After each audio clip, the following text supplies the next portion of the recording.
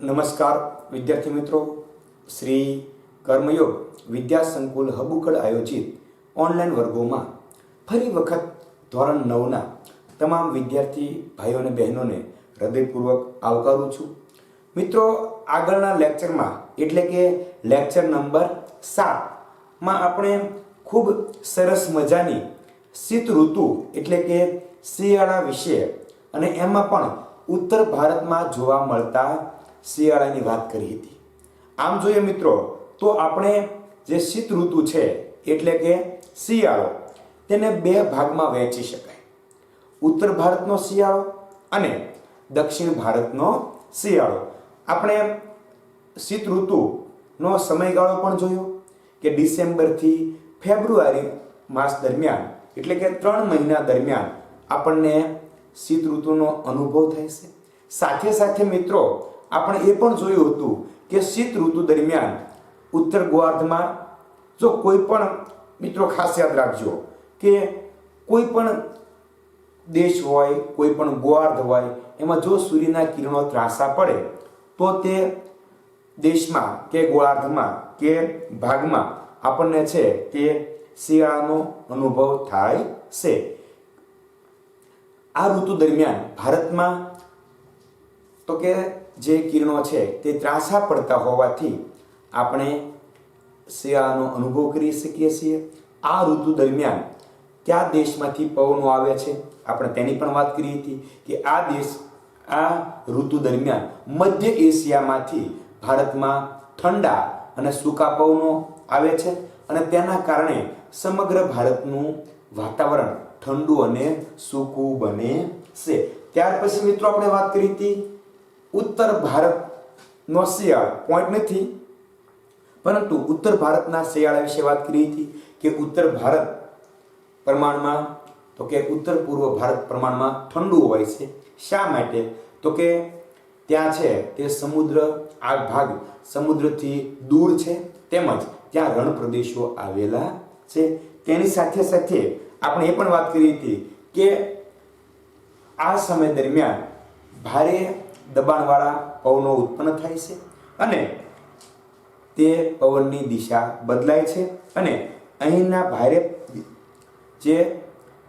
પવનો જે ઠંડા અને સૂકા છે એ જ્યાં જ્યાં પહોંચે છે ત્યાં ત્યાં તાપમાન નીચું જાય છે. પછી ઉત્તર ભારતમાં આવેલા 3 શહેરો વિશે આપણે વાત કરી હતી, દિલ્હી, ત્યાર પછી અલ્હાબાદ અને કોલકાતા, અને હિમાલયમાં આવેલા શિમલા અને દાર્જિલિંગના તાપમાન વિશે આપણે વાત કરી હતી. મિત્રો, 5 જે શહેર છે એનું તાપમાન આપણા માટે અતિ મહત્વનું છે. એમ આપણે એ વાત કરી હતી કે દિલ્હીનું તાપમાન 10 સેલ્સિયસ કરતાં નીચું જાય છે, અલ્હાબાદનું તાપમાન 16 સેલ્સિયસ અને સાથે સાથે કેવું હોય તો કોલકાતાનું તાપમાન 18 સેલ્સિયસ જેટલું રહે છે. આ વાત કર્યા પછી હિમાલયની કન્ડિશન વિશે, હિમાલયની પરિસ્થિતિ વિશે આપણે વાત કરી હતી કે આ સમય દરમિયાન હિમાલયની પરિસ્થિતિ કેવી હોય છે. તો કે આ ઋતુ દરમિયાન હિમાલયમાં અત્યંત ઠંડી પડે છે, મતલબ હિમાલય અત્યંત ઠંડો બની જાય છે અને હિમાલયમાં આવેલા શિમલા અને દાર્જિલિંગ જેવા સ્થળનું તાપમાન 5 સેલ્સિયસ જેટલું નીચું જાય છે, એટલે કે ત્યાં 5 સેલ્સિયસ જેટલું તાપમાન જોવા મળે છે. પછી આપણે હિમવર્ષાની વાત કરી હતી કે હિમાલયમાં હિમવર્ષા થાય છે ત્યારે ભારે અને ઠંડા પવનો ઉત્તર ભારતના મેદાનમાં ઘસી આવે છે અને છેક રાજસ્થાન અને ગુજરાત સુધી ઠંડીનું મોજું ફરી વળે છે. હિમવર્ષાને કારણે કયા પાકને નુકસાન થાય છે આપણે તેની પણ વાત કરી ગયા કે હિમવર્ષાને કારણે કપાસના પાકને નુકસાન થાય છે. પરંતુ એક બીજી મહત્વની બાબત જે આપણે કહેવાય ને કે આપણી આડે હિમાલય એક ઢાલ બનીને ઊભો છે અને તેના કારણે ભારતમાં તાપમાન ઠાર બિંદુ કરતાં નીચું જતું નથી અથવા ઠાર બિંદુ સુધી પહોંચતું નથી, કારણ કે હિમાલય મધ્ય એશિયામાંથી આવતા અતિશય ઠંડા પવનોને રોકે છે અને ભારતને સખત ઠંડીથી બચાવે છે. આ વાત હતી મિત્રો ઉત્તર ભારતના શિયાળાની. હવે આપણે વાત કરવાની છે દક્ષિણ ભારતની. તો આપણને ખ્યાલ છે કે દક્ષિણ ભારત છે એ સમગ્ર દક્ષિણ ભારત ત્રિકોણ આકારનું છે અને તેની ચારે બાજુ પાણી આવેલું છે અને એના કારણે શિયાળા દરમિયાન ઉત્તર ભારત કરતા દક્ષિણ ભારતની પરિસ્થિતિ જુદી છે.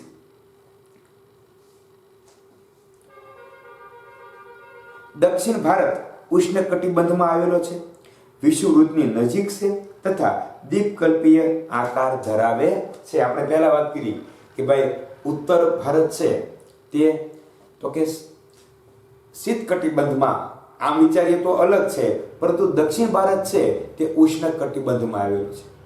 જે ત્રણ કટિબંધ આપણા સમગ્ર પૃથ્વી પર પાડવામાં આવેલા છે, શીત કટિબંધ, ઉષ્ણ કટિબંધ અને સમશીતોષ્ણ કટિબંધ. એમાં દક્ષિણ ભારત છે તે ઉષ્ણ કટિબંધમાં આવેલો છે. વળી તે વિષુવવૃત્તથી નજીક છે અને લગભગ તેના દરેક પ્રદેશ અથવા દ્વીપકલ્પી આકાર હોવાથી તેના દરેક ભાગ સમુદ્રની નજીક આવેલા છે. આપણે પહેલા દક્ષિણ ભારત કેવો છે એની વાત કરવી પડે. દક્ષિણ ભારતની 3 લાક્ષણિકતા આપણે અહીંયા બતાવવાની છે કે દક્ષિણ ભારત ઉષ્ણકટિબંધમાં આવેલો છે, એટલે કે દક્ષિણ ભારત છે એ ઉષ્ણકટિબંધમાં આવેલો છે. આ પહેલો લાક્ષણિકતા. બીજી લાક્ષણિકતાની વાત કરીએ તો વિષુવવૃત્તથી નજીક છે.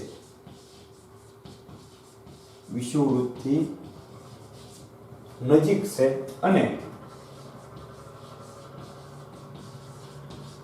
કેવો આકાર ધરાવે છે?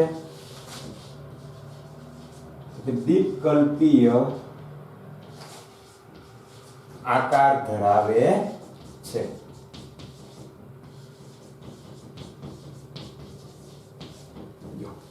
આ દક્ષિણ ભારતની લાક્ષણિકતાની વાત થઈ કે દક્ષિણ ભારત કેવો છે.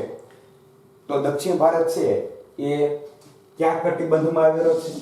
ઉષ્ણ કટિબંધમાં આવેલો છે. કોની નજીક છે? વિષુવવૃત્તની નજીક છે અને કેવો આકાર ધરાવે છે? દ્વીપકલ્પીય આકાર ધરાવે છે.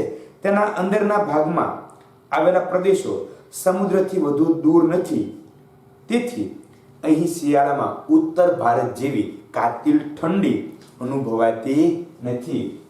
કારણ કે આપણને જો ઉત્તર ભારત અને દક્ષિણ ભારતની વાત કરીએ તો ઉત્તર ભારતમાં જેવી કાતિલ ઠંડી અનુભવાય એવી ઠંડી છે એ દક્ષિણ ભારતમાં અનુભવાતી નથી. તેની પાછળનું કારણ શું છે? તો કે તેની પાછળનું કારણ એ છે કે તેના દરેક ભાગ સમુદ્રથી નજીક આવેલા છે, દૂર આવેલા છે નહીં. લખવાનું અહીંયા મિત્રો, દક્ષિણ ભારતના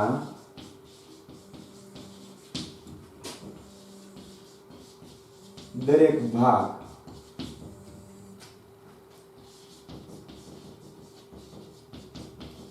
સમુદ્રથી નજીક દૂર નથી. એનો મતલબ શું થાય કે નજીક આવેલા છે. ઘણી વખત આપણે જે રીતે આપણે વાત કરી હતી ને કે ભાઈ દક્ષિણ ગોળાર્ધમાં સૂર્યના કિરણો સીધા પડે છે. આનો મતલબ શું થાય તો કે ઉત્તર ભારતમાં ત્રાંસા પડે છે. અહીંયા જો તમે, હું એમ કહું છું કે દક્ષિણ ભારતના છે એ દક્ષિણ ભારતનો દરેક ભાગ સમુદ્રથી નજીક આવેલો હોવાથી શું થાય છે તો કે ઉત્તર ભારત જેવી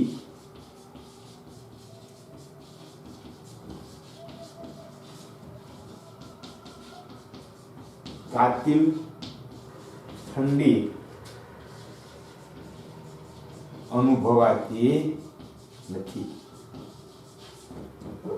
કારણ કે સમુદ્રથી નજીક આવેલો કોઈ પણ પ્રદેશ હોય ત્યાં આપણને ખબર છે સમ આબોહવાનો અનુભવ થાય, સમાન આબોહવા હોય. વિષમ આબોહવા તો કે સમુદ્રથી દૂર આવેલા વિસ્તારમાં હોય. આપણે ત્યારે વાત કરી હતી કે ઉત્તર ભારતમાં શા માટે ઠંડી પડે છે તો કે તેનો દરેક ભાગ સમુદ્રથી દૂર છે અને દક્ષિણ ભારતમાં શા માટે કાતિલ ઠંડી પડતી નથી તો કે તેની પાછળનું કારણ પણ સમુદ્ર છે. કે સમુદ્રથી નજીક કોઈ પણ પ્રદેશ હોય ત્યાં કાતિલ ઠંડી કે અતિશય ગરમી પડતી નથી. હિમવર્ષા થતી નથી, તાપમાન પણ ઘણું નીચું જતું નથી. અહીં આપણને સરસ મજાના પાછા દક્ષિણ ભારતમાં આવેલા જે શહેરો છે એનું તાપમાન આપેલું છે. તમે જોઈ શકો છો કે જાન્યુઆરી માસમાં જે કોચીન છે તેનું તાપમાન 26 સેલ્સિયસ, મદુરાઈનું 25 સેલ્સિયસ અને ચેન્નઈનું તાપમાન 24 સેલ્સિયસ જેટલું હોય છે. મતલબ ઉત્તર ભારત કરતાં મિત્રો ડબલ કહી શકાય. કારણ કે ઉત્તર ભારતમાં દિલ્હીનું તો કે 10 સેલ્સિયસ, ત્યાર પછી અલ્હાબાદનું તો કે 16 સેલ્સિયસ અને કોલકાતાનું તો કે 18 સેલ્સિયસ જેટલું હતું. અહીંયા એક પણ શહેર છે તેનું તાપમાન છે તે તો કે 20 કરતાં નીચે નથી. 24-25 ની આજુબાજુ આપણને આ તાપમાન જોવા મળે છે.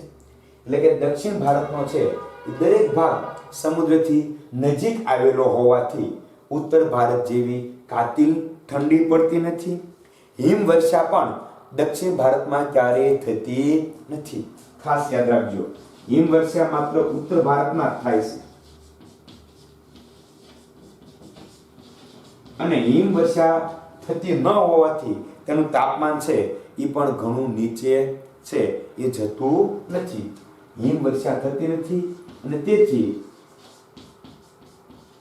તાપમાન પણ ઘણું નીચે જતું નથી. હવે તાપમાન નીચે જતું નથી એ પોઈન્ટ તમને મિત્રો અહીંયા બહુ દક્ષિણ ભારતની વાત તો બહુ સહેલી છે. જે રીતે ઉત્તર ભારતની આપણે વાત કરી એ જ રીતે સરળ શબ્દોમાં આપણે દક્ષિણ ભારતની આ વાત છે તેને વ્યવસ્થિત રીતે છે એ પૂર્ણ કરી શકાય કે હિમવર્ષા થતી ન હોવાથી તાપમાન પણ નીચું જતું નથી. અને ત્યાર પછી આપણે ઉદાહરણ આપવાના છે કે દાખલા તરીકે, કારણ કે જાન્યુઆરીમાં અતિશય ઠંડી હોય, આ જાન્યુઆરી માસમાં આપણને અલગ અલગ 3 શહેર છે કે કોચીન, તો કોચીનનું તાપમાન કેટલું કીધું છે આપણને, તો કે કોચીન છે તેનું તાપમાન 26 સેલ્સિયસ,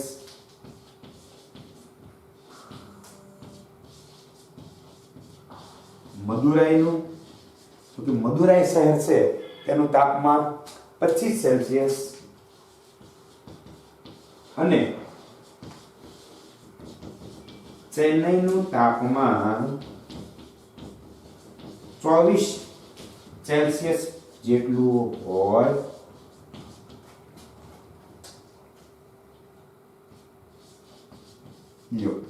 ઓલા કરતા લગભગ મિત્રો ડબલ જેવું તાપમાન આપણને અહીંયા જોવા મળે છે. મતલબ દક્ષિણ ભારતમાં અતિશય કાતિલ ઠંડી પડતી નથી. ઠંડી પડે છે પરંતુ કાતિલ ઠંડી તેને કહી શકાય નહીં, કારણ કે ત્યાં હિમવર્ષા થતી નથી, તાપમાન નીચું આવતું નથી. કોચીનનું તાપમાન 26 સેલ્સિયસ, મદુરાઈનું 25 સેલ્સિયસ અને ચેન્નઈનું તાપમાન 24 સેલ્સિયસ જેટલું રહે છે. જો કે દક્ષિણ ભારતના પહાડી સ્થળો છે ત્યાં શિયાળામાં નીચા તાપમાનનો અનુભવ થાય છે, કારણ કે પહાડી વિસ્તાર હોય તે સમુદ્રથી વધુ ઊંચાઈએ આવેલા હોવાથી આપણને ખબર છે તાપમાનમાં ઘટાડો થાય. જ્યારે આપણે આબોહવાને અસર કરતા પરિબળોની વાત કરી હતી ત્યારે એક પરિબળ એવું હતું સમુદ્રથી અંતર અને બીજું પરિબળ સમુદ્રથી ઊંચાઈ તેવું હતું. એટલે પહાડી વિસ્તાર છે જે દક્ષિણ ભારતમાં આવેલા છે ત્યાં આપણને તો કે શિયાળામાં નીચા તાપમાનનો અનુભવ થાય છે, પરંતુ દ્વીપકલ્પીય મેદાનમાં છે અથવા જે જમીન વિસ્તાર છે ત્યાં તાપમાન નીચું જતું નથી, જાય છે પણ આ રીતનું 26 સેલ્સિયસ, 24 સેલ્સિયસ, 25 સેલ્સિયસ કે 28 સેલ્સિયસ, 30 સેલ્સિયસ આ રીતે તાપમાન છે એ જોવા મળે. ઉત્તર ભારત જેટલું ડાઉન છે એ દક્ષિણ ભારતમાં ક્યારેય તાપમાન થશે નહીં. અહીંયા આમ તો લખી શકાય કે પહાડી વિસ્તારોમાં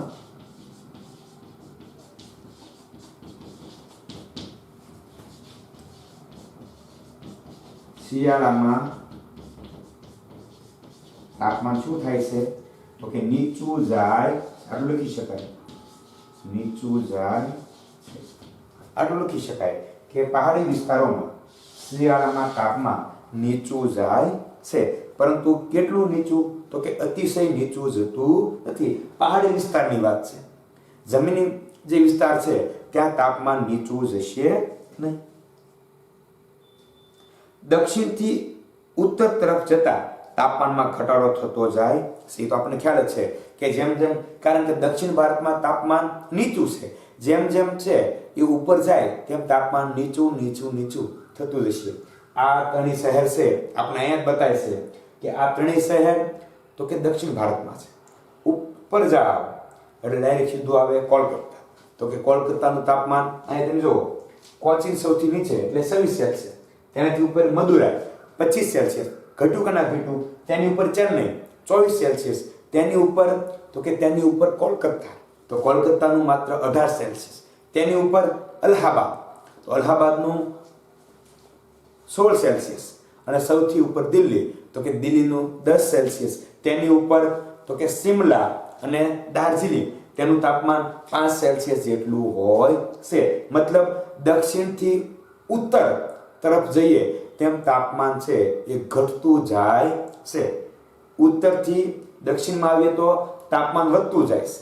બે વસ્તુ સેમ છે, પરંતુ આપણે કઈ રીતે તેને લખવાનો પ્રયત્ન કરીએ, કઈ રીતે સમજીએ તે બાબત અતિ મહત્વની છે. દક્ષિણથી ઉત્તરમાં જઈએ તેમ તાપમાનમાં ઘટાડો થતો જાય છે. લખી શકાય મિત્રો. તો દરેક પોઈન્ટને તમારે છે લેક્ચર બુકમાં ફરજિયાત લખતા રહેવાના છે, જેથી માત્ર આ જ બાબતનો અભ્યાસ કરો તો તમે સરળતાથી શીત ઋતુને સમજી શકો. દક્ષિણ ભારતથી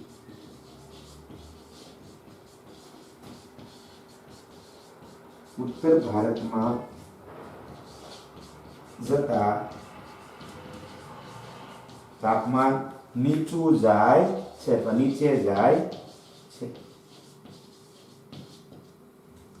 દક્ષિણ ભારતથી ઉત્તર ભારતમાં જતા તાપમાન છે તે નીચે જાય છે. હવે આપણે સમગ્ર ભારતની વાત કરીએ, કારણ કે આ દક્ષિણ ભારતની વાત કરી. દક્ષિણ ભારતમાં છે તે ઉત્તર ભારત કરતા અલગ પરિસ્થિતિ, એટલે કે જુદી પરિસ્થિતિ આપણને જોવા મળે છે. જે પરિસ્થિતિ ઉત્તર ભારતમાં છે એવી કાતિલ ઠંડીની પરિસ્થિતિ દક્ષિણ ભારતમાં છે નહીં. ઉત્તર ભારતમાં હિમવર્ષા થાય છે, તો દક્ષિણ ભારતમાં હિમવર્ષા થતી નથી. ઉત્તર ભારતમાં શિયાળા દરમિયાન તાપમાન સાવ ડાઉન થાય છે, જ્યારે દક્ષિણ ભારતમાં ઉત્તર ભારત જેટલું તાપમાન ડાઉન થતું નથી. એના ઉદાહરણો પણ આપણને આપેલા છે. અને દક્ષિણ ભારતમાં શિયાળાની અસર અતિશય કેમ થતી નથી, તેની પાછળનું કારણ પણ આપણને અહીંયા આપેલું છે કે સમુદ્રથી નજીક હોવાથી આપણને તેનો અનુભવ થતો નથી. ત્યાર પછી તમે છે હવે સમગ્ર ભારતમાં શિયાળો કેવો હોય છે? સ્ફૂર્તિદાયક કહેવાય ને ભાઈ. શિયાળામાં તમે જેટલી કસરત કરો એટલો આખા વર્ષ દરમિયાન આપણને ફાયદો થાય છે. અને ઘણા બધા લોકો શિયાળાની ઠંડીમાં, ગુલાબી ઠંડીમાં આપણને કસરત કરતા જોવા મળે છે, વોકિંગ કરતા જોવા મળે છે, દોડતા જોવા મળે છે, પ્રાણાયામ યોગ કરતા આપણને જોવા મળે છે. હકીકત છે કે શિયાળો એટલે તો કે આરોગ્ય બનાવવાની ઋતુ છે. જો શિયાળા દરમિયાન તમે સારામાં સારું આરોગ્ય બનાવી શકો તો સમગ્ર વર્ષ દરમિયાન તમે બીમાર પડતા નથી.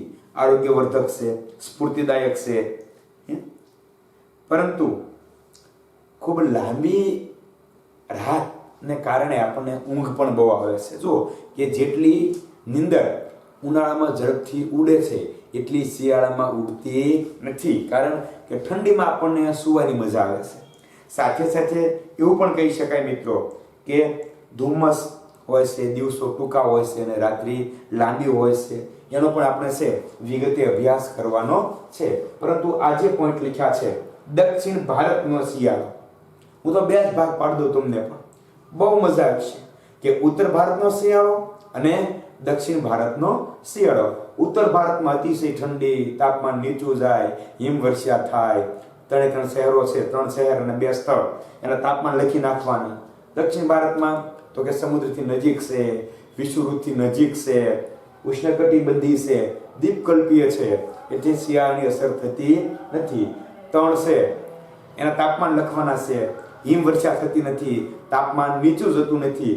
માત્ર પહાડી વિસ્તારો છે તેમાં તાપમાન નીચું જાય છે. અને દક્ષિણ ભારતથી ઉત્તર ભારત તરફ જતા તાપમાન નીચે જતું જાય છે.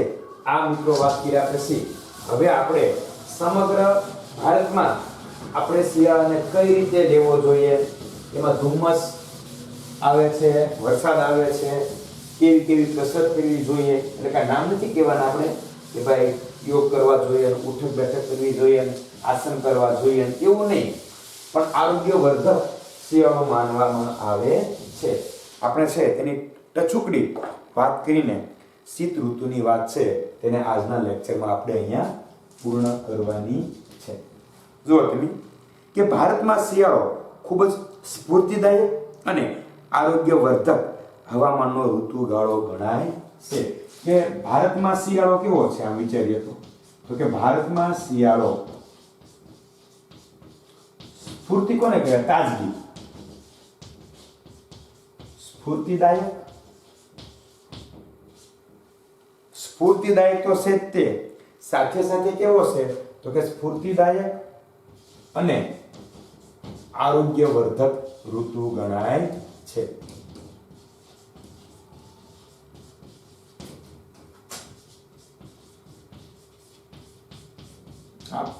આ તો મિત્રો આપણે યાદ રહી જાય કે શિયાળો કેવી ઋતુ છે? સ્ફૂર્તિદાયક અને આરોગ્યવર્ધક ઋતુ છે. આરોગ્ય બનાવવાની ઋતુ છે તે શિયાળાને માનવામાં આવે છે. અને ખૂબ સારી કસરત કરીએ તો આપણા જીવનમાં સ્ફૂર્તિ, તાજગી હર હંમેશ માટે જોવા મળે છે.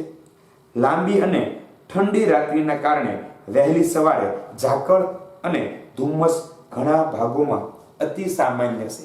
કે શિયાળા દરમિયાન આપણને ખ્યાલ છે અને તમે પણ કદાચ અવારનવાર છે એ ધુમ્મસ કે છે એ આપણે ઝાકળ કહીએ છીએ. ધુમ્મસ કે ઝાકળને તમે બધાએ જોયું હશે કે આપણે કે વરસાદ જેવું આપણને આગળનું કાંઈ બતાય નહીં, વરસાદ પડતો હોય એવો આભાસ થાય, અને બહાર કોઈ પણ વસ્તુ હોય તો એની માથે કાયદેસર છે એ પાણી પડેલું જોવા મળે છે. આ ધુમ્મસ છે, એને આપણે ધુમ્મસ કે ઝાકળ પણ કહી શકાય.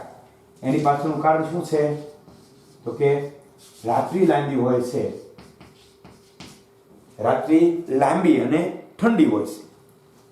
રાત્રિ લાંબી અને ઠંડી હોવાને કારણે પણ ધુમ્મસ ક્યારે જોવા મળે છે મિત્રો તો કે બપોરે 12 વાગ્યે કાંઈ ધુમ્મસ જોવા મળે નહીં. ધુમ્મસ જોવા માટે વહેલા જાગવું પડે. વહેલા જાગીએ તો આપણે ધુમ્મસનો છે એ લહાવો લઈ શકાય, ધુમ્મસ છે તેને જોઈ શકાય. એટલે કે રાત્રિ લાંબી અને ઠંડી હોવાને કારણે વહેલી સવારે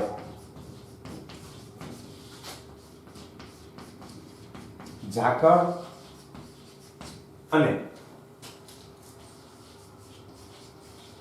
ધુમ્મસ આ સામાન્ય બાબત ગણાય છે. મતલબ દરેક વિસ્તારમાં લગભગ વહેલી સવારે ઝાકળ અને ધુમ્મસ જોવા મળે છે. આ તો આપણે સમગ્ર બાબત જાણીએ છીએ, કારણ કે આપણે ત્રણેય ઋતુનો અનુભવ કરીએ છીએ અને એ જ ઋતુ લખવાની છે. આપણે અત્યારે શિયાળાનો અનુભવ કરીએ છીએ તો આપણને ખબર છે ભાઈ કે રાત્રિ લાંબી હોય અને ઠંડી હોય, અને તેના કારણે વહેલી સવારે ઝાકળ અને ધુમ્મસ આપણને ઘણા વિસ્તારમાં જોવા મળે છે. દિવસ કેવા હોય છે? શિયાળા દરમિયાન દિવસો કેવા હોય છે? એટલે એમ ન કહેતા કે સુવાના દિવસો હોય છે, ગોદડું ઓઢીને સુવાનું મન થાય છે, એમ નહીં, પણ દિવસો એટલે દિવસ અને રાત્રિ કેવા હોય છે? આપણને બધાને ખ્યાલ છે કે શિયાળા દરમિયાન દિવસ ટૂંકા અને રાત્રિ લાંબી હોય છે. એ પણ પોઈન્ટ મિત્રો લખી શકાય કે દિવસ ટૂંકા અથવા દિવસો ટૂંકા અને રાત્રિ લાંબી હોય છે. કે શિયાળા દરમિયાન દિવસો કેવા હોય છે તો કે શિયાળા દરમિયાન દિવસો ટૂંકા અને રાત્રિ લાંબી હોય છે.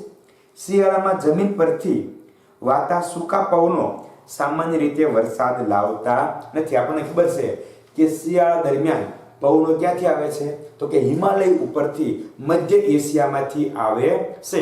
મતલબ સમુદ્ર પરથી આવતા નથી, અને સમુદ્ર પરથી આવતા ન હોવાથી સૂકા હોય છે, અને સૂકા પવનો ક્યારેય વરસાદ લાવતા નથી. લખી શકાય મિત્રો અહીંયા કે શિયાળામાં પવનો ક્યાંથી વાય છે? તો કે શિયાળામાં પવનો જમીન પરથી હોય છે. ક્યાંથી આવે છે? તો કે મધ્ય એશિયામાંથી જમીન માર્ગે ભારતમાં આવે છે, અને જમીન માર્ગે આવતા હોવાથી આ પવનો કેવા હોય છે? તો કે જમીન માર્ગે આવતા હોવાથી સૂકા હોય છે, અને સૂકા હોવાને કારણે તે વરસાદ લાવતા નથી. લખવાનું કે શિયાળામાં જમીન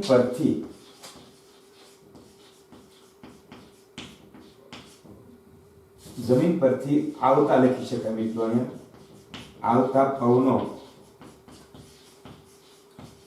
સૂકા હોય છે, તેથી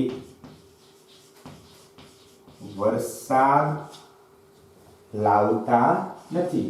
કે આ પવનો ક્યારે વરસાદ લાવતા નથી. પરંતુ ઉત્તર પૂર્વના મોસમી પવનો બંગાળની ખાડી ઓળંગીને આવતા હોવાથી ભેજ લઈને આવે છે. કારણ કે ઉત્તર પૂર્વમાંથી આવતી વખતે બંગાળની ખાડી આવી છે. અને મિત્રો યાદ રાખવાનું, કોઈ પણ સૂકા પવનો જો દરિયા પરથી અથવા પાણી પરથી પસાર થાય એટલે તે ભેજવાળા બની જાય છે. હવે સૂકા પવનો ઉત્તર પૂર્વ દિશામાંથી આવે છે, પરંતુ દક્ષિણમાં ક્રોસ રીતે વિચારો તમે તો આ ભાગ, જે ભાગ છે એ તો કે મોટો છે, નીચેનો ભાગ છે એ નાનો છે. હવે અહીંથી જે પવનો આવતા હશે તેની આડે બંગાળની ખાડી આવશે, અને કોઈ પણ સૂકા પવનો પાણી પરથી પસાર થાય એટલે ભેજવાળા બને છે. એટલે લખવાનું મિત્રો કે ઉત્તર પૂર્વના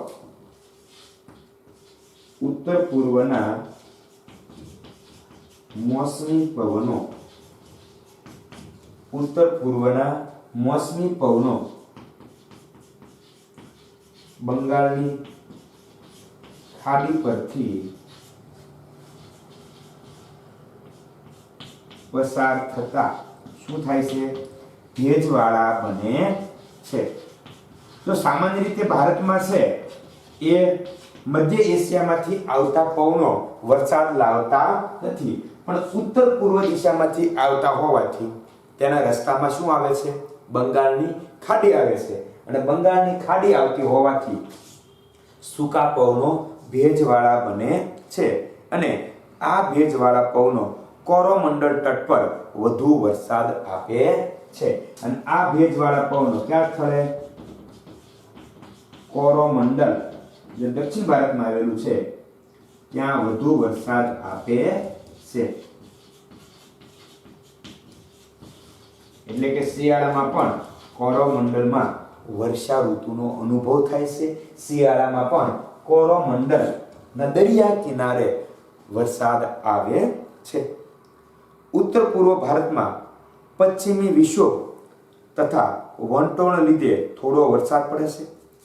પંજાબ તથા હરિયાણામાં આ વરસાદ રવિ પાક માટે ખૂબ જ અનુકૂળ ગણાય છે. અને આ પવનો ક્યારે ગુજરાતમાં પણ વરસાદ આપે છે? સમયે પડતા વરસાદને કમોસમી વરસાદ અથવા માવઠું કહે છે. વ્યાખ્યાનો અભ્યાસ કરીએ. પરંતુ આ જે વરસાદ છે તે ઘણા સ્થળે ફાયદો પણ આપે છે, ખાસ કરીને રવિ પાક. તો રવિ પાક, જાયદ પાક, કદાચ તમે ક્યારેક સાંભળ્યું હોય તો કે 3 પ્રકારના પાક છે, એ ખરીફ પાક, રવિ પાક અને જાયદ પાક. આ 3 પ્રકારના પાક અલગ અલગ ઋતુ દરમિયાન લેવામાં આવે છે. એમાં જે શિયાળામાં પાક થાય તેને રવિ પાક કહેવામાં આવે છે. એટલે કે હરિયાણા અને પંજાબમાં જે રવિ પાક હોય છે તેને આ વરસાદ ખૂબ ફાયદો કરે છે. આ એટલું લખવાનું મિત્રો આપણે કે પંજાબ અને હરિયાણાના રવિ પાકને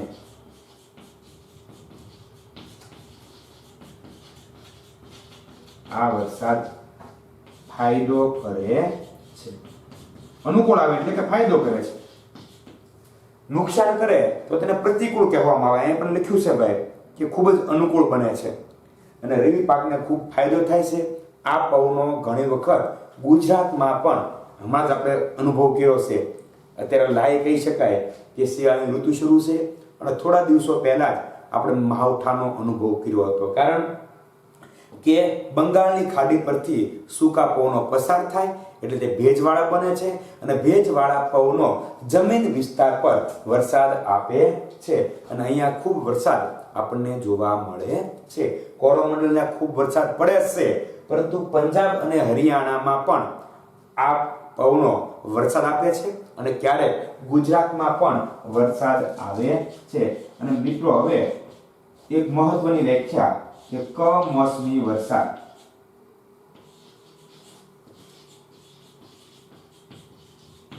ઘણી વખત પૂછાય છે કે કમોસમી વરસાદ એટલે શું? આપણે વ્યવસ્થિત એને સમજવાનો પ્રયત્ન કરીએ.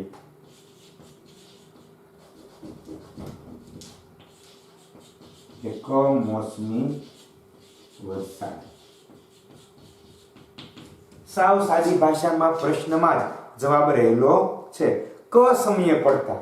કમોસમી એટલે ટૂંકમાં મોસમ વગર પડતો વરસાદ. તો કસમયે જ્યારે જરૂર ન હોય ત્યારે જે વરસાદ પડે તેને કમોસમી વરસાદ કહે છે. અહીં કેવું કહી શકાય, કસમયે પડતા વરસાદને કમોસમી વરસાદ કે માવઠું કહે છે. જો કમોસમી પ્રશ્નમાં જવાબ રહેલો છે કે કસમયે પડતા વરસાદને માવઠું કે કમોસમી વરસાદ કહે છે. તો મિત્રો આ હતી શિયાળાની વાતો. શીત ઋતુની છે. આપણે 2 લેક્ચર દરમિયાન સમગ્ર શીત ઋતુને સમજવાનો પ્રયત્ન કર્યો, તેનો સમયગાળો જોયો, કયા વિસ્તારમાંથી પવનો આવે છે એની વાત કરી, ઉત્તર ભારતમાં શિયાળાની વાત કરી, સાથે સાથે દક્ષિણ ભારતમાં પણ આપણે શિયાળાની વાત કરી. સમગ્ર ભારતમાં શિયાળો છે એ કેવો ફાયદો કરે છે, કેવી ઠંડી આપે છે, દિવસો અને રાત્રિ કેવા હોય છે એની પણ વાત કરી.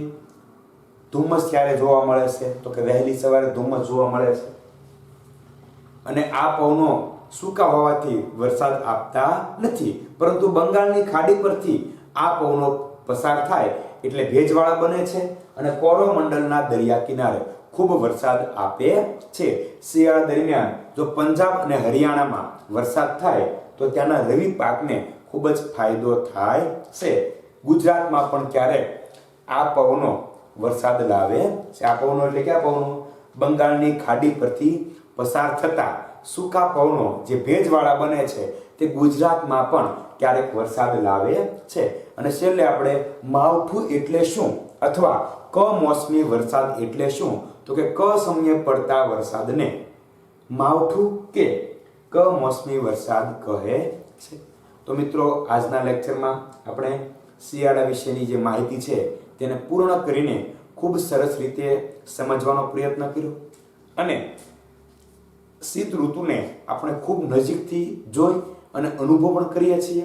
એટલે આશા રાખું કે દરેક વિદ્યાર્થી ભાઈ અને બહેનને મારા તરફથી આપવામાં આવતી આ માહિતી ખૂબ સરસ રીતે, સારી રીતે અને યોગ્ય રીતે સમજાઈ ગઈ છે. કોઈ પ્રકારની દ્વિધા હોય તો મિત્રો માત્ર 2 જ વખત લેક્ચર નિહાળવાથી તમારી કોઈ પણ શંકાનું, કોઈ પણ ક્વેરી હોય, કોઈ પણ પ્રશ્ન હોય તો તેનું સોલ્યુશન તમને 100% મળશે એવી મને ખાસ તમારા પર અને તમારી મહેનત પર વિશ્વાસ છે. મિત્રો ઓનલાઈન વર્ગોનો પૂરેપૂરો ફાયદો મેળવો. શાળા દ્વારા આટલું સરસ મજાનું કાર્ય કરવામાં આવી રહ્યું છે તો એમાં આપણે પણ પૂરેપૂરા સહભાગી બનીને ઓનલાઈન વર્ગોને વધારેમાં વધારે નિહાળીને શાળાના આ પ્રયત્નને સાર્થક કરીએ એવી અભિલાષા સાથે આજના 8મા લેક્ચરને અહીં પૂર્ણ કરું છું. અસ્તુ.